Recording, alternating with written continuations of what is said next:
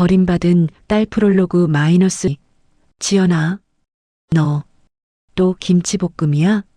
같은 반 친구. 수진이가 내 도시락을 힐끗 보며 물었다. 나는 애써 웃으며 뚜껑을 덮었다. 옆자리에서 오빠 민준이는 제육볶음에 계란말이, 소시지까지 들어간 도시락을 맛있게 먹고 있었다. 응, 김치볶음 좋아해서. 거짓말이었다. 나도 고기 반찬이 먹고 싶었다. 하지만 엄마는 늘 이렇게 말씀하셨다. 지연아, 넌 여자니까 이 정도면 돼. 그리고 오늘따라 소세지랑 고기가 떨어졌네.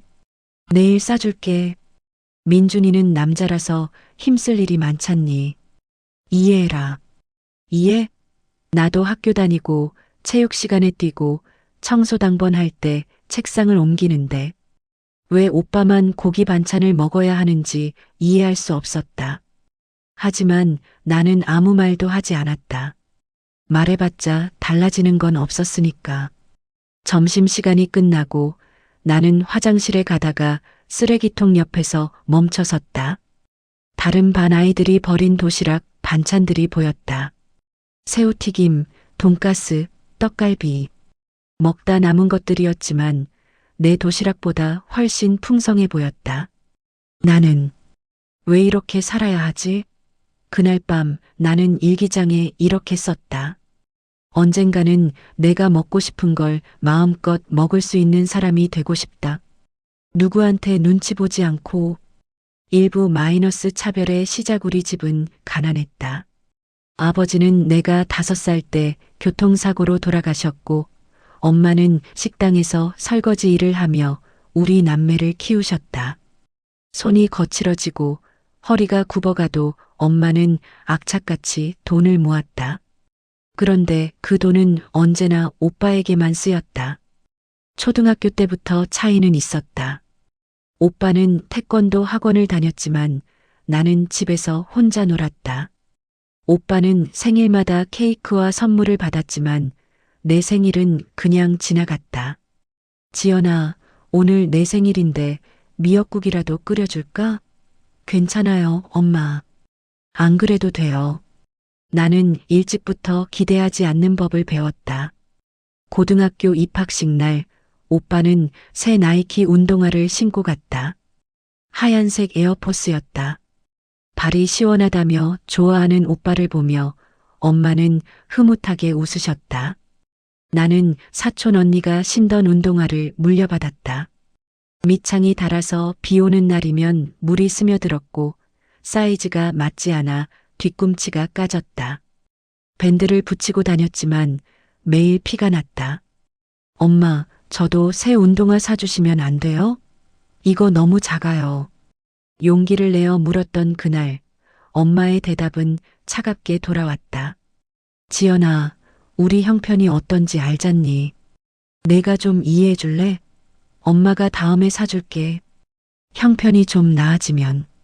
민준이는 남자애라 학교에서 운동도 많이 하고 그러는데 너는 여자애니까 조용히 앉아만 있으면 되잖아. 저도 체육 시간에 뛰어야 하는데요. 아이고 말대꾸는. 여자가 무슨 운동을 그렇게 많이 해. 시집이나 잘 가면 되지. 그날 밤 나는 이불 속에서 혼자 울었다. 여자라서 그게 무슨 의미가 있단 말인가. 엄마는 시골에서 자랐다. 할머니는 아들 셋, 딸 둘을 낳았는데 딸들은 늘 뒷전이었다고 했다. 밥도 오빠들이 먼저 먹고 공부도 오빠들만 시켰다. 엄마는 중학교도 제대로 못 다니고 서울로 올라와 식당 일을 하며 살았다. 그래도 난 아들 하나는 낳아서 다행이야. 대를 이을 아들이 있으니까. 엄마는 가끔 그렇게 중얼거리곤 했다. 그 말을 들을 때마다 내 존재는 점점 작아졌다.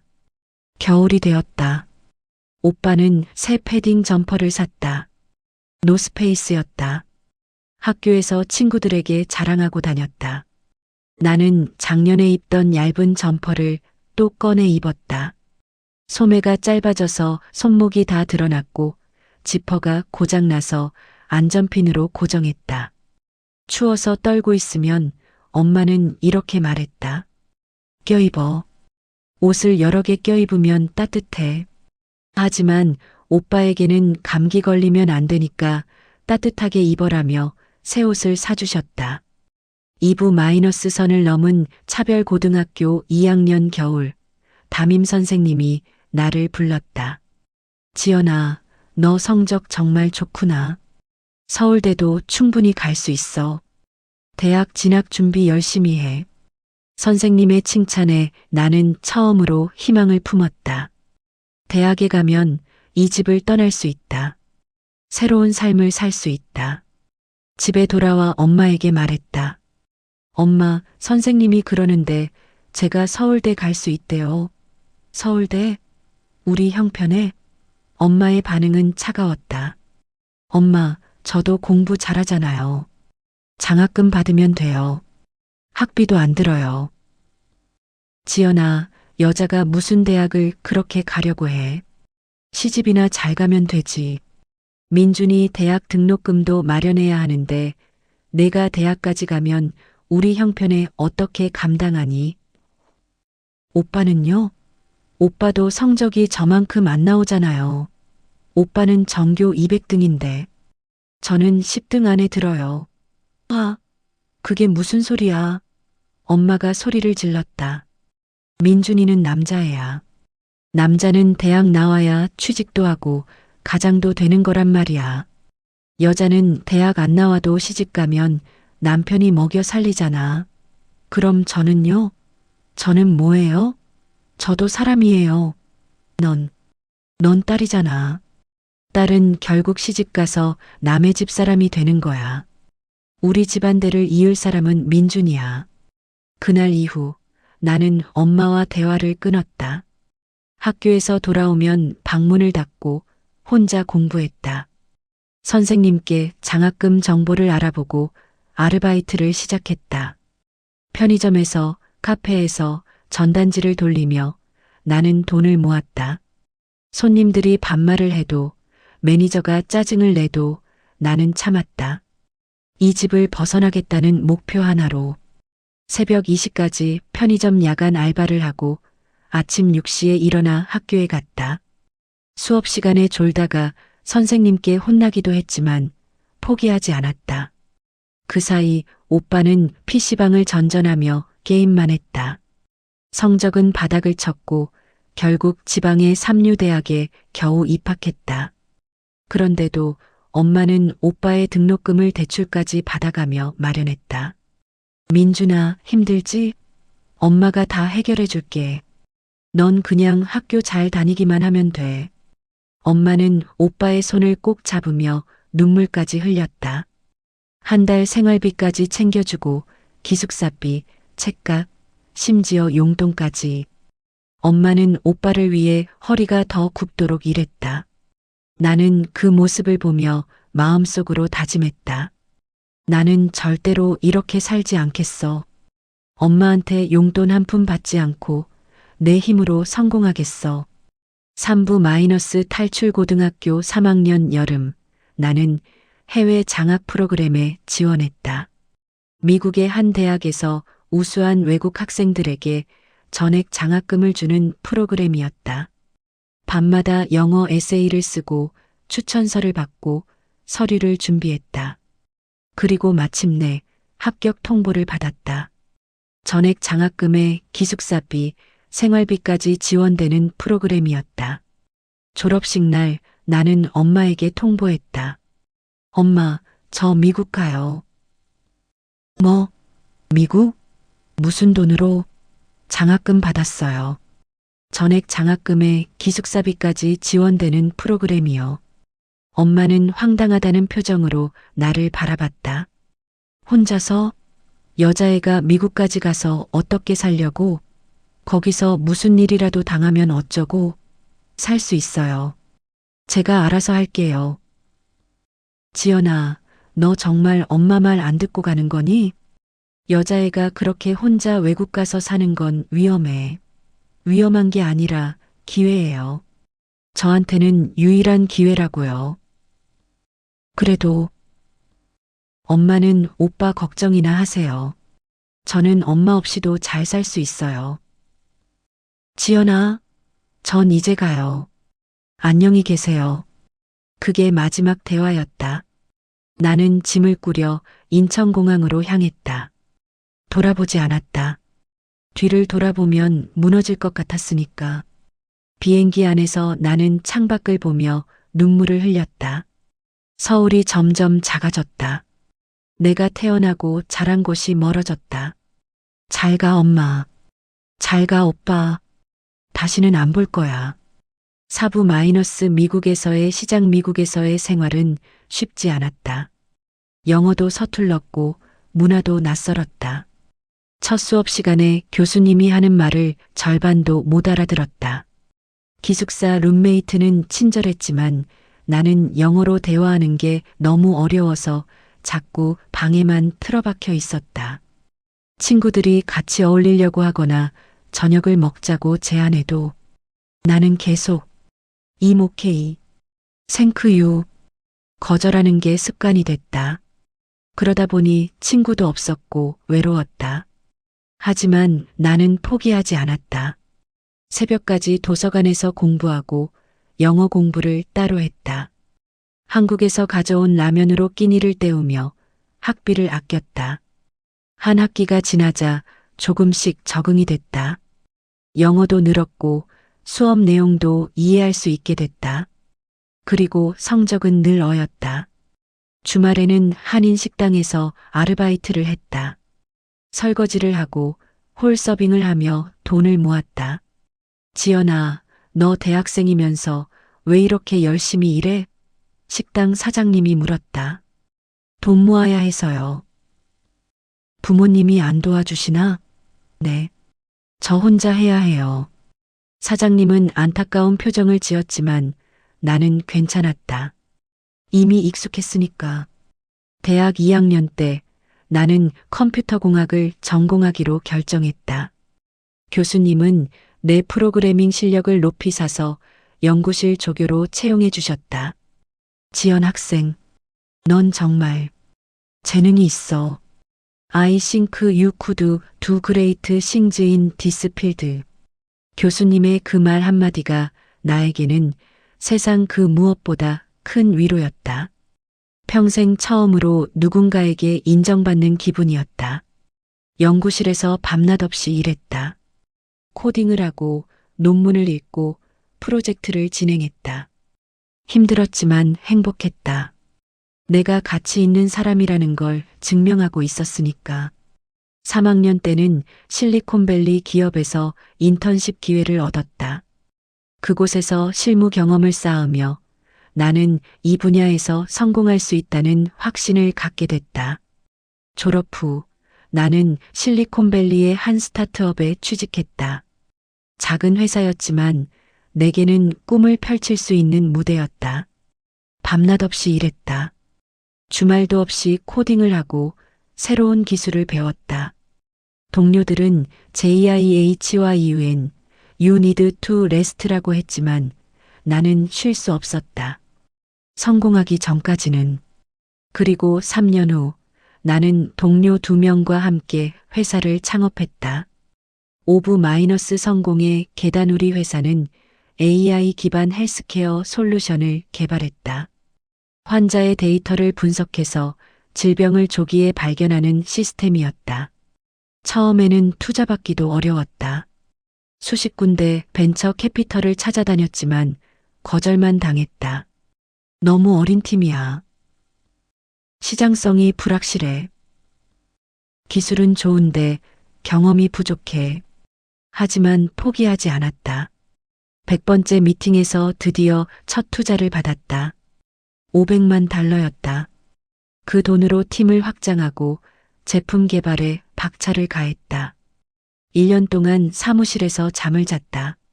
샤워는 헬스장에서 하고 밥은 배달 음식으로 때웠다.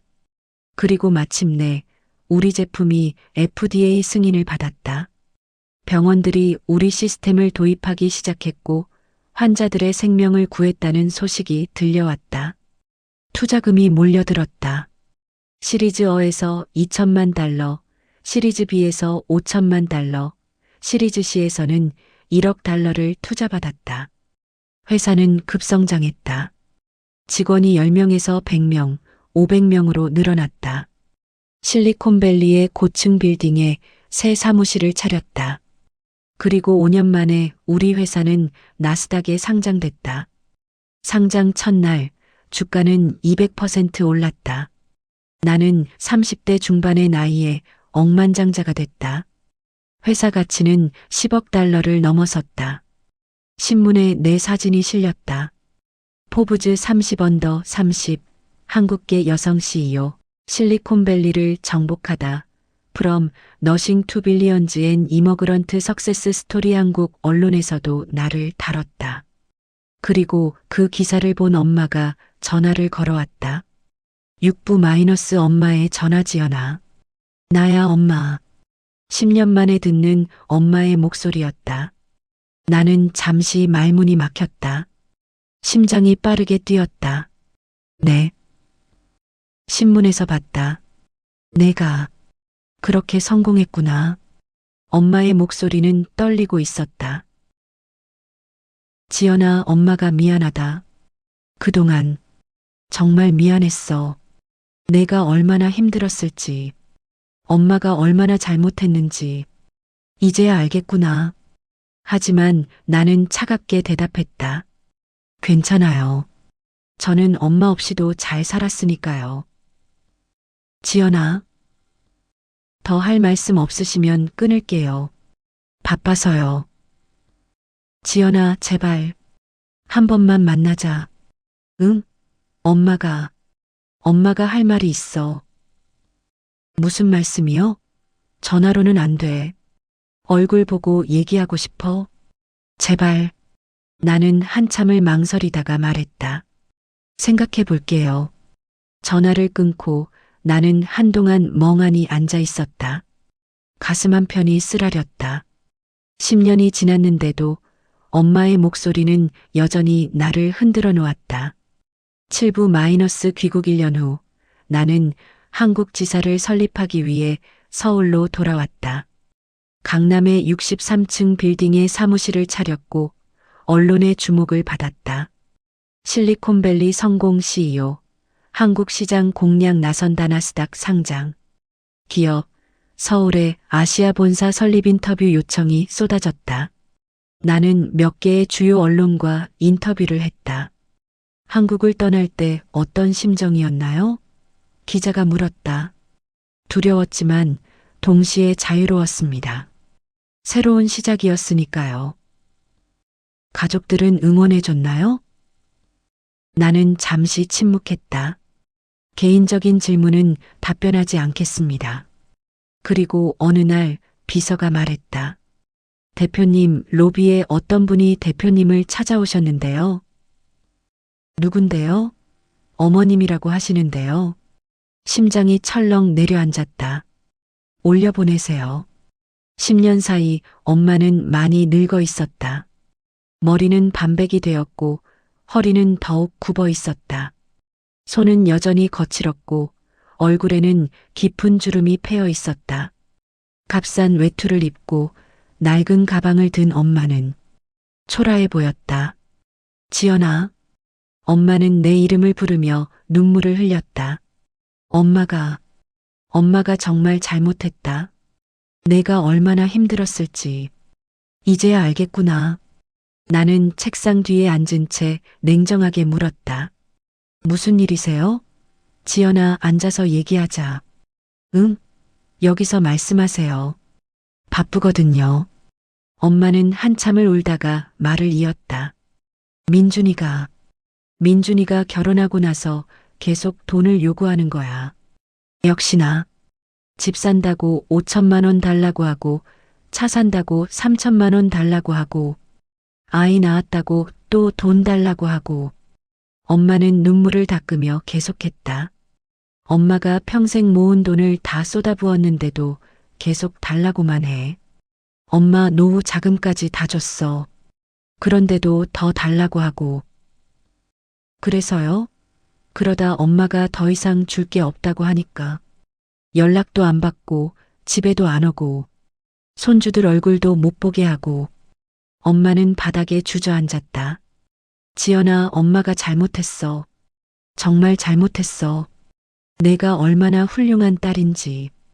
엄마가 너무 늦게 깨달았구나. 용서해줘. 제발, 용서해줘. 나는 창밖을 바라보며 말했다. 엄마, 솔직히 말씀드릴게요. 전 엄마한테 정말 많이 화났어요. 알아. 엄마가 너무 잘못했지. 김치볶음밥 먹을 때, 사촌 언니 헌 옷 입을 때, 새 신발 사달라고 했을 때, 그때마다 전 제가 가치 없는 사람인 것 같았어요. 눈물이 흘러내렸다. 여자라서요? 딸이라서요? 그게 제 잘못인가요? 아니야. 내 잘못이 아니야. 전 엄마를 증오했어요. 미국 가는 비행기 안에서 다시는 안 볼 거야라고 다짐했어요. 엄마는 소리내어 울었다.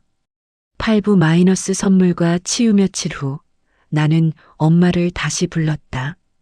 이번에는 조용한 카페에서 만났다. 엄마 앉으세요. 엄마는 조심스럽게 앉았다. 주문한 커피도 마시지 못하고 손만 꼭 쥐고 있었다. 이거 받으세요. 나는 통장 하나를 내밀었다. 엄마가 통장을 열어보더니 깜짝 놀랐다. 이게 10억? 네. 엄마가 평생 고생하셨으니까요. 지연아, 이제 좀 편하게 사세요. 하고 싶은 거 하시고, 먹고 싶은 거 드시고, 가고 싶은 곳 가세요. 고맙다. 정말 고맙구나. 그리고 오빠한테는 더 이상 돈 주지 마세요. 엄마가 놀라서 나를 바라봤다. 민준이는 오빠도 이제 40다 됐어요. 철들어야 해요. 엄마가 계속 돈을 주면 오빠는 평생 그렇게 살 거예요. 하지만 엄마, 오빠를 정말 사랑하시면 이제 놔주세요. 오빠가 스스로 설 수 있게요. 엄마는 한참을 생각하더니 고개를 끄덕였다.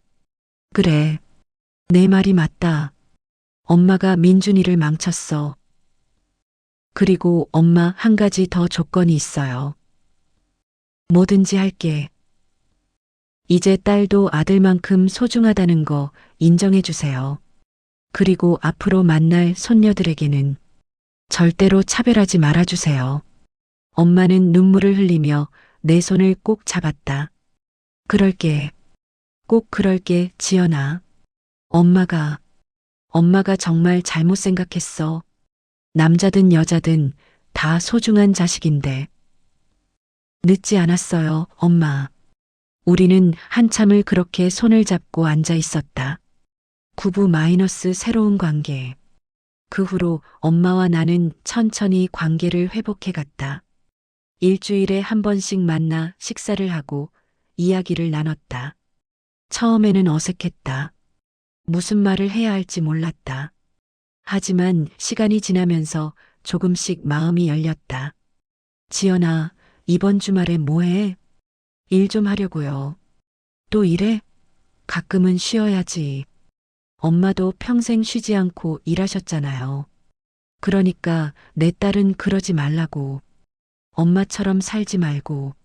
엄마의 그 말에 나는 웃음이 났다. 알았어요. 그럼 이번 주말에 같이 영화 볼래요? 영화? 엄마랑? 네. 엄마 보고 싶은 영화 있어요?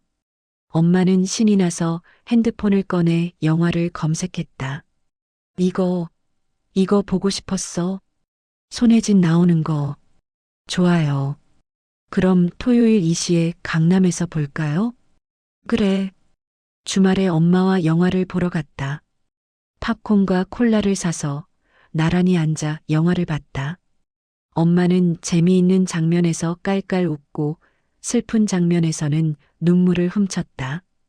영화가 끝나고 우리는 카페에 갔다. 지연아, 엄마 오늘 정말 재미있었어.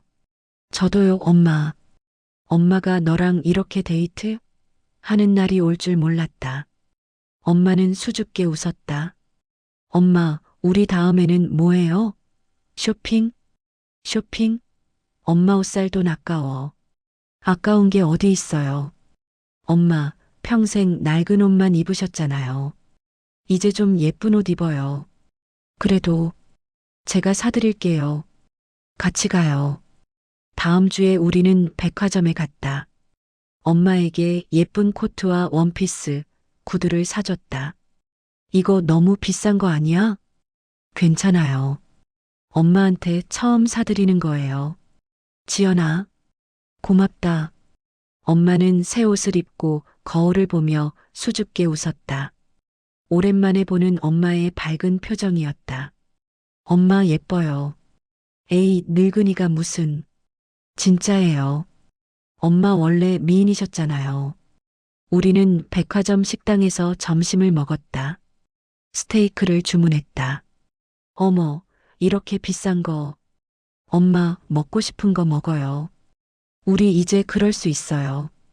엄마는 스테이크를 한 입 베어 물고는 눈을 감았다. 맛있다. 그치요? 지연아, 엄마가 평생 제대로 된 스테이크를 먹어본 게 처음이야. 그 말에 나는 가슴이 아팠다. 엄마 앞으로 자주 먹어요. 매주 만나서 맛있는 거 먹고 재미있는 거 하고. 그래. 그러자. 10부 마이너스 진짜 친구가 되다. 시간이 지나면서 엄마와 나는 정말 친구처럼 지내게 됐다. 엄마는 이제 내 회사 일에 관심을 갖고 기사를 스크랩했다. 지연아, 너 이번에 신문에 또 나왔더라. 보여줄까? 엄마, 그런 것까지 하세요? 그럼, 우리 딸 자랑이지. 엄마는 스마트폰 사용법을 배워서 내 기사 사진을 찍어 동네 친구들에게 자랑했다. 우리 딸이 미국에서 회사 차렸어. 나스닥에 상장했다니까? 억만장자래. 어머, 정말 대단하네. 그러게. 우리 딸이 정말 자랑스러워. 엄마가 그렇게 자랑하고 다닌다는 얘기를 동네 분께 전해 듣고 나는 웃음이 났다. 어느 날 엄마가 전화했다. 지연아, 엄마가 요리 배우고 있어. 요리요? 엄마 요리 잘하시잖아요. 아니야. 엄마가 너한테 맨날 김치볶음만 싸줬잖니. 이제 제대로 된 요리 배워서 너 해주고 싶어서. 엄마, 다음 주에 집으로 와. 엄마가 스테이크 해줄게. 다음 주 나는 엄마 집에 갔다. 엄마는 앞치마를 두르고 열심히 스테이크를 굽고 있었다. 지연아 왔어? 잠깐만 기다려. 거의 다 됐어. 식탁에는 샐러드, 스프, 스테이크, 심지어 디저트까지 준비되어 있었다. 엄마, 이거 다 만드신 거예요? 응. 요리 학원 다니면서 배웠어. 어때? 맛있어 보이지? 나는 스테이크를 한 입 먹었다. 완벽하지는 않았지만 엄마의 정성이 느껴졌다. 맛있어요, 엄마. 정말 다행이다. 엄마는 흐뭇하게 웃으며 나를 바라봤다. 지연아, 엄마가 너한테 해주고 싶은 게 너무 많아. 그동안 못 해준 게 너무 많아서. 괜찮아요, 엄마. 이제부터 하면 되죠. 우리는 함께 식사를 하며 이런저런 이야기를 나눴다. 회사 일, 엄마의 요리 수업, 동네 친구들 이야기. 엄마, 다음 달에 제주도 같이 갈래요? 제주도? 엄마가? 네. 2박 3일로 여행 가요. 엄마 평생 제대로 된 여행 안 해보셨잖아요. 그래도 되겠니? 내가 바쁠 텐데. 시간 만들 수 있어요. 엄마랑 있는 게 저한테는 제일 중요한 일이에요. 엄마는 눈물을 글썽이며 고개를 끄덕였다. 제주도에서 우리는 정말 즐거운 시간을 보냈다. 바다를 보고 맛있는 걸 먹고 예쁜 카페에서 사진도 찍었다. 지연아, 사진 찍어줘. 엄마는 바다를 배경으로 포즈를 취했다. 나는 연신 사진을 찍어줬다. 엄마, 이쪽 보세요. 하나, 둘, 셋. 어때? 잘 나왔어? 완전 예쁘게 나왔어요. 우리는 깔깔 웃으며 사진을 확인했다.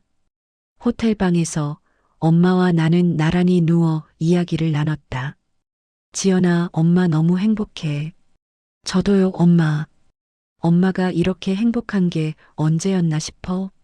내가 다시 엄마 곁으로 돌아와줘서 정말 고마워. 엄마, 저도 엄마 필요했어요. 혼자 사는 게 외로웠거든요.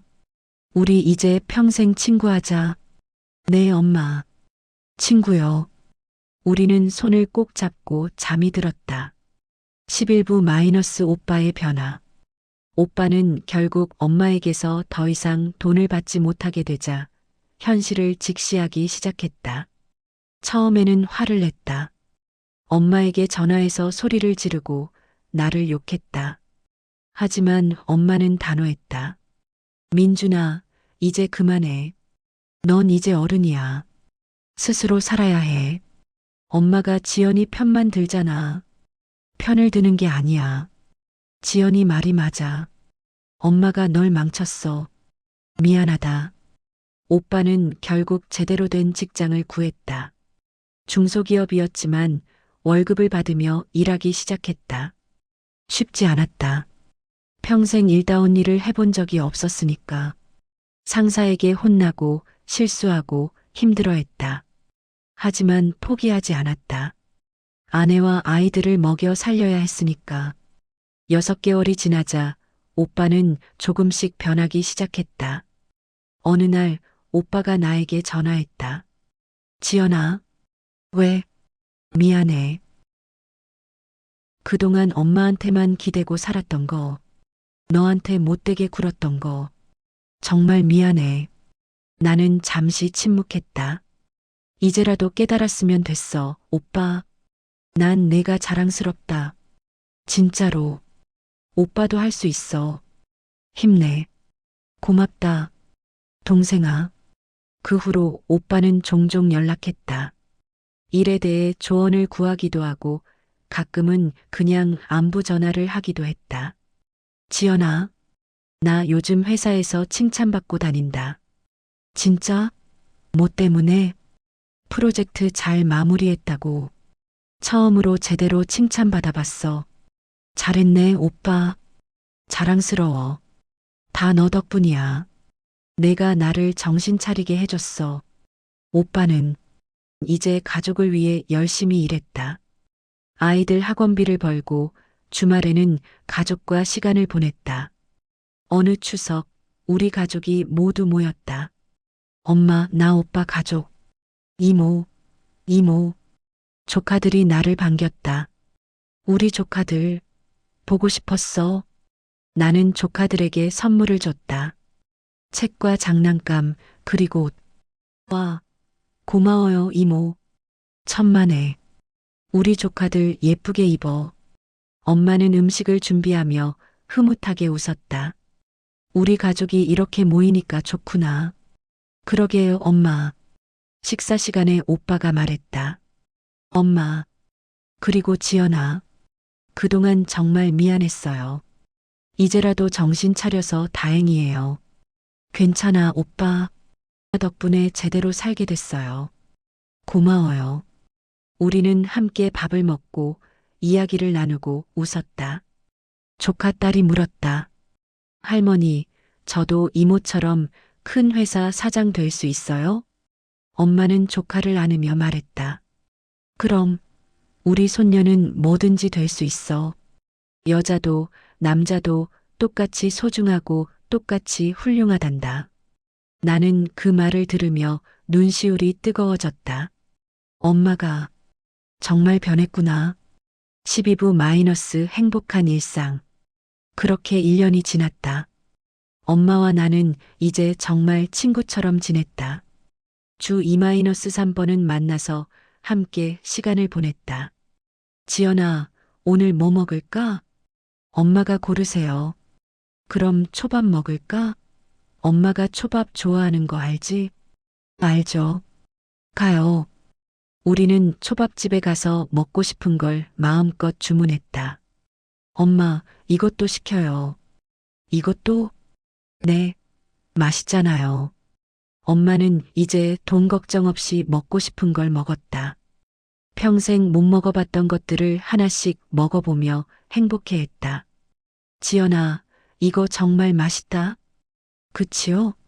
다음에 또 와요.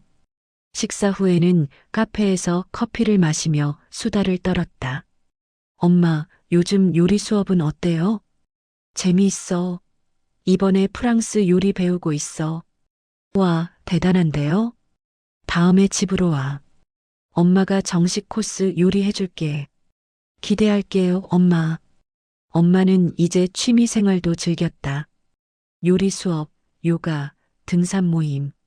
평생 자신을 위해 살지 못했던 엄마가 이제 행복하게 살고 있었다. 지연아, 엄마 다음 주에 친구들이랑 설악산 간다.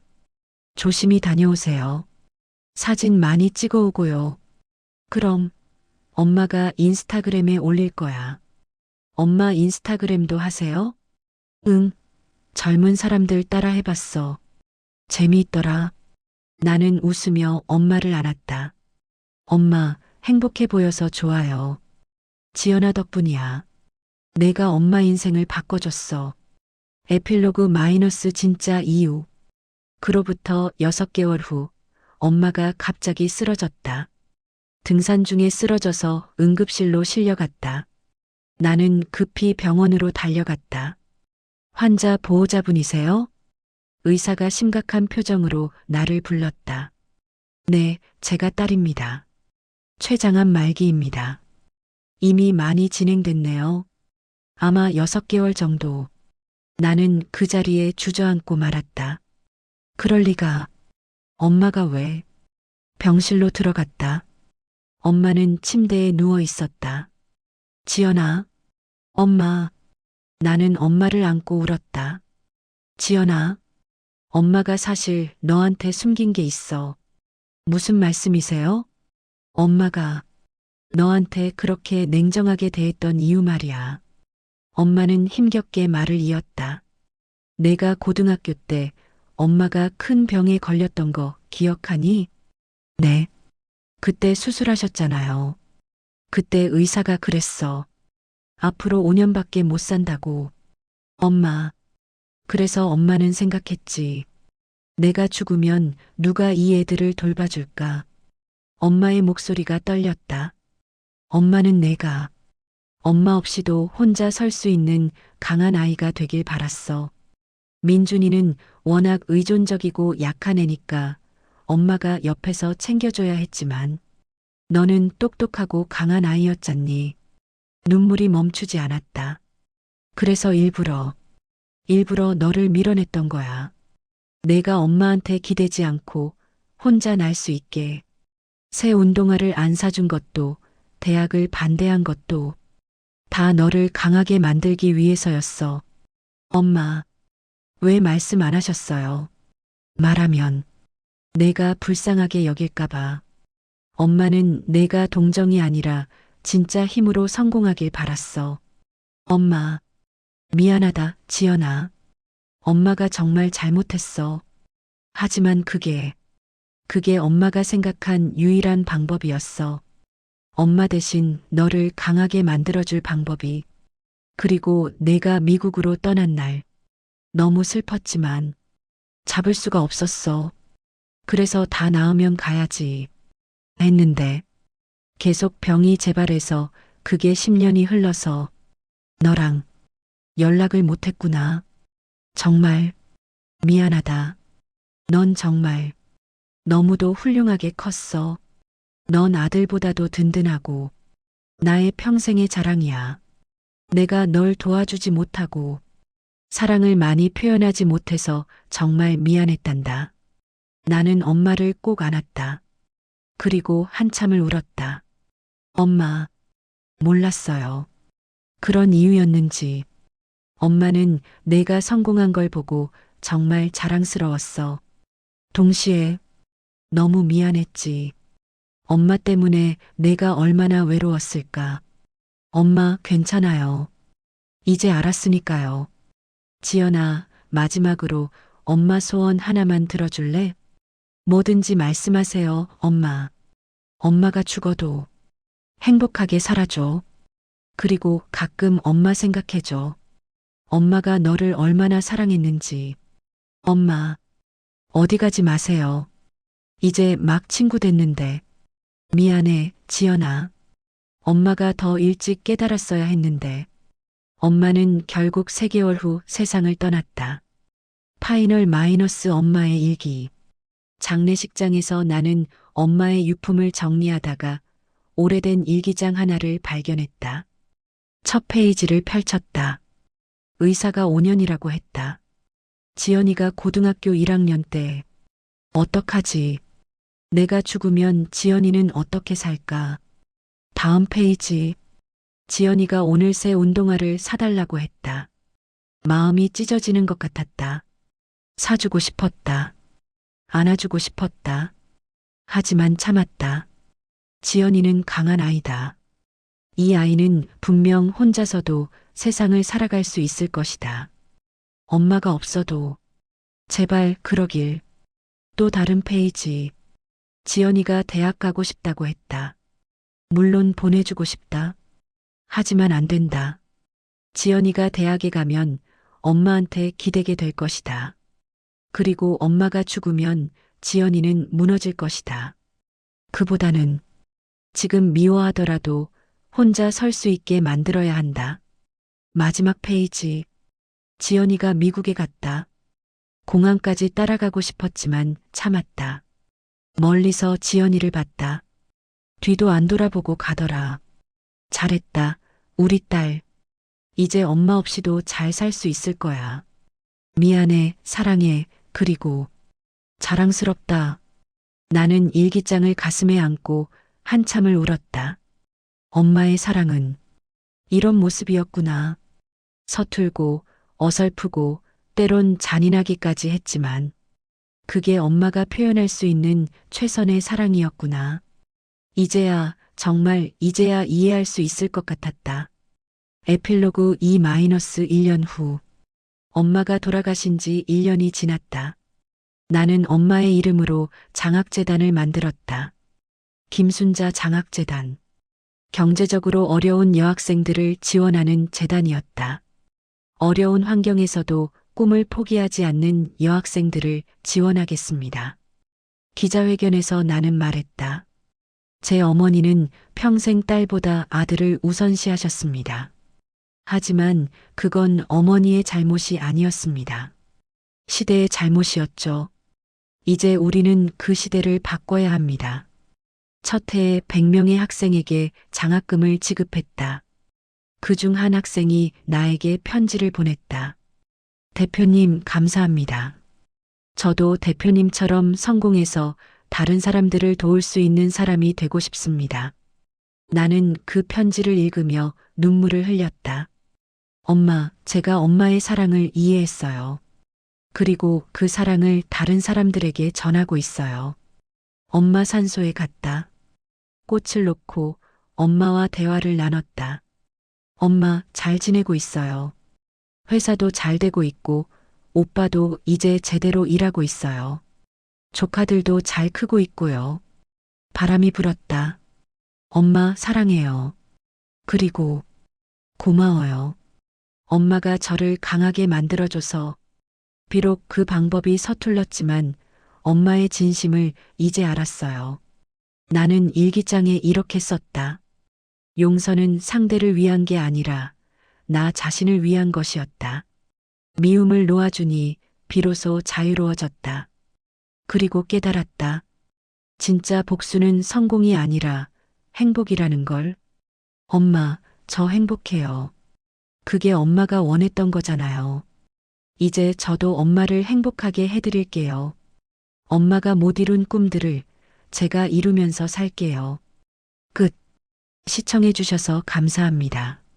항상 건강하시고 행복하세요.